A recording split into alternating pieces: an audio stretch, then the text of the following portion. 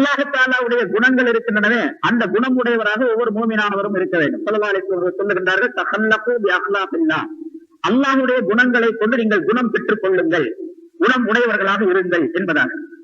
அல்லாஹ் தஆலாவுக்கு என்ன குணம் இருக்குது அப்படிங்கிறத அந்த 99 திருநாமங்களிலே அல்லாஹ் தஆலா சொல்லி தருகின்றான். அதுல ஒண்ணு சத்தாருல் உயூப் அப்படின்னு சொல்றோம். குற்றங்களை குறைகளை மறைக்க கூடியவன் என்பதாக சத்தார் என்று அல்லாஹ் தஆலாவுக்கு பேர் ஒண்ணு. மறைக்க கூடியவன், மனிதர்கள் செய்யக்கூடிய குற்றம் குறைகளை எல்லாம் மறைத்து விடக்கூடியவன். எத்தனை குற்றங்கள் செய்யறோம் நம்ம, அதெல்லாம் மக்களுக்கு பிற மக்களுக்கு தெரியாமல் அல்லாஹ் தஆலா மறைக்கிறோம்.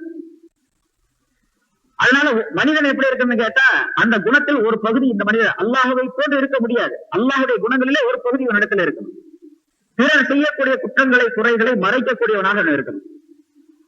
பிறர் தவறான நிலையில் உள்ளவர்களாக இருந்தால் அவர்களுடைய குறைகளை மற்றவர்களிடத்தில் சொல்லி தெரியக்கூடாது. அவர்களுடைய குற்ற குறைகளை மறைத்து வாழ வேண்டும்.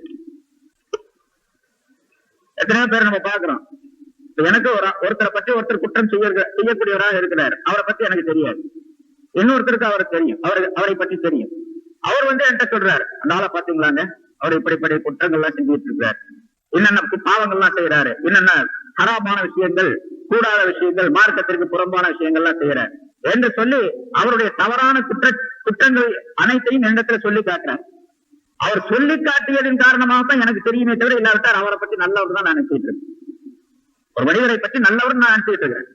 பொதுவாக இங்க உள்ளவர்கள் இதே போன்ற முஸ்லிம்கள் மற்றவர்களை பற்றி நான் நல்லவர்கள் என்றால் நினைக்கிறேன்.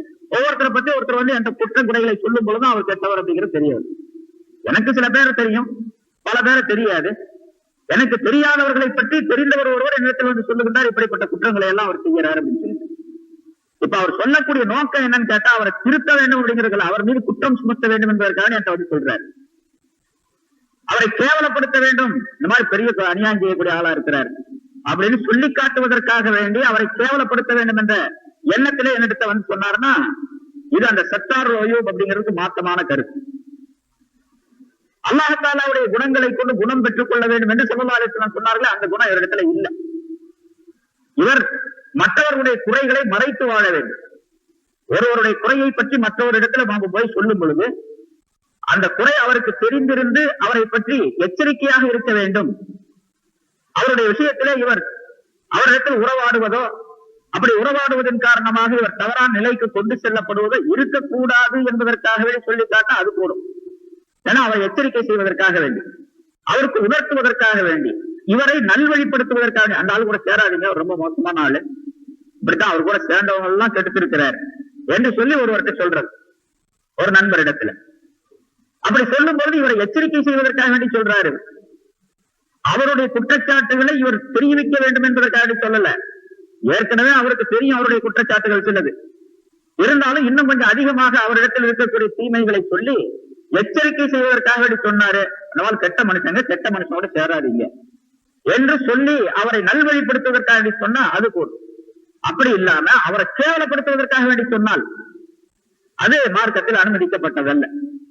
ரசூலுல்லாஹி ஸல்லல்லாஹு அலைஹி வஸல்லம் அவர்கள் இருக்கிற சில சஹாபாக்கள் சொன்னார்கள், இன்ன மனிதர் இன்ன மாதிரி செய்யறாங்க அப்படின்னு சொல்லி. அப்படி பேச்ச ஆரம்பிச்ச உடனே ரசூலுல்லாஹி ஸல்லல்லாஹு அலைஹி வஸல்லம் சொன்னார்கள், என்னுடைய சஹாபாக்களை பற்றி நான் நல்ல எண்ணம் கொண்டவனாக இருக்கும் நிலைமையிலேயே இந்த உலகத்தை விட்டு போவதற்குரிய ஒரு சூழ்நிலையை உருவாக்கி கொடுங்க. அவர்களை பத்தி யாரை பத்தி அந்த குற்றம் குறைகள்லாம் சொல்லாது என்று ஸல்லல்லாஹு அலைஹி வஸல்லம் சொல்லிட்டாங்க. ரசூலுல்லாஹி ஸல்லல்லாஹு அலைஹி வஸல்லம் அவர்களிடத்துல சஹாபாக்கள் யாராவது இவர் இப்படி செய்யறாரு அப்படின்னு சொன்னாங்கன்னா ஸல்லல்லாஹு அலைஹி வஸல்லம் அவர்களிடத்துல சொல்லி அதை திருத்தம் செய்யணும் அப்படிங்கிறதுக்காக சொல்லி இருப்பாங்க. ஆனா ரசூலுல்லாஹி ஸல்லல்லாஹு அலைஹி வஸல்லம் என்ன சொன்னாங்க, யாரை என்னுடைய சஹாபாக்களை பற்றி கெட்ட எண்ணம் உடையவனாக இருக்கும் நிலைமையில் நான் இந்த உலகத்தை விட்டு போகக்கூடிய ஒரு சூழ்நிலையை உருவாக்காதீங்க என்று சொல்லி ஸல்லல்லாஹு அலைஹி வஸல்லம் தடுத்துட்டாங்க. அதே தன்மை ஒரு மூமினான மனிதனுக்கு இருக்க வேண்டும். அது இந்த மண்ணினால் மனிதன் புதைக்கப்பட்டான் என்பதன் மூலமாக அல்லாஹ் தஆலா நமக்கு கற்றுத் தருகின்றான். இந்த மண் எல்லா குற்றம் குறைகளையும் மறைக்கின்றது, தனக்குள்ளே போடப்படக்கூடிய அத்தனையும் மறைச்சுக்குது, எதையும் வெளிப்படுத்துறதே கிடையாது. வெளிப்படுத்தினா என்ன ஆகும்?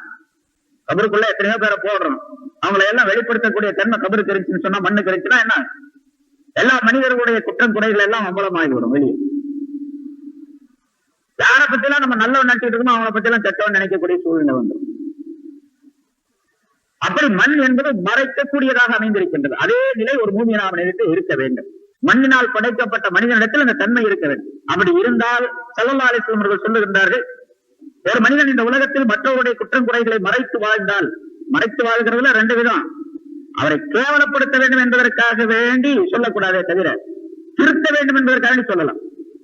ஒரு பையன் தவறான நடவடிக்கை உள்ளவனா இருக்கிறான், அந்த பையனுடைய தகப்பனார் இடத்துல போய் சொல்றது, இந்த மாதிரி உங்க மகன் வந்து இப்படி இப்படி செய்யறாங்க, அவர் சிகரெட் குடிக்கிறான், பீடி குடிக்கிறான், சினிமா பாக்குறான், இப்படிதான் இந்த இடத்துல விளையாடுறான், கல்லு குடிக்கிறான் அப்படின்லாம் அவனை பத்தி சொன்னா, அந்த பையனை திருத்த வேண்டும் என்பதற்காக வேண்டி தகப்பனார் இடத்துல சொல்லி திருத்துவதற்கு முயற்சி செய்வது, கொஞ்சம் கண்டித்து வைங்க உங்க பையனை அப்படின்னு சொல்லி, பிறகு அந்த தகப்பனாரிடத்தில் சொல்லியதன் காரணமாக அந்த தகப்பனார் அந்த பையனை கண்டிப்பார், அந்த பையன் நல்வழி பெறுவதற்கு காரணமாக அது ஆயிடும். இந்த நேரத்தில் சொல்லலாம் மட்டுமல்ல, கட்டாயம் சொல்லணும்.